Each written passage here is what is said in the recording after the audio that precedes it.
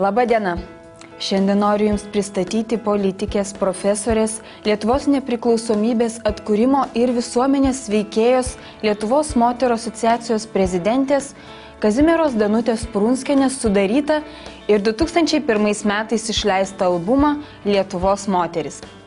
Knygoje supažindinama su 227 iškiliomis politikos, mokslo, kultūros ir sporto bei kitų sričių atstovėmis.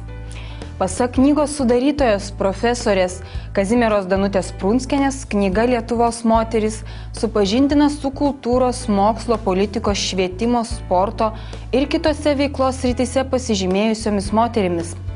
Kazimiera Prunskienė yra prisipažinusi, jog tokią knygą išleisti ją paskatinusios moteris realizavusios savo galimybės, sugebėjusios gyvenime įveikti sunkumus. Politikė sakė mananti, jog ši knyga paskatins ir kitas moteris siekti karjeros, nebijoti pasitikėti savimi. 5000 tiražų išleistas albumas tokiu pat tiražu buvo išleistas ir anglų kalba bei pristatytas Frankfurto knygų mugėje. Manau, kad ir jūs, mėly skaitytojai, turėtų sudominti šis albumas, kuriame jūs rasite daugelį iškilių Lietuvos moterų, nuo politikių iki sportininkių bei meno srities atstovių. Albume pateikiama nemažai nuotraukų, o taip pat įvairių biografijos faktų.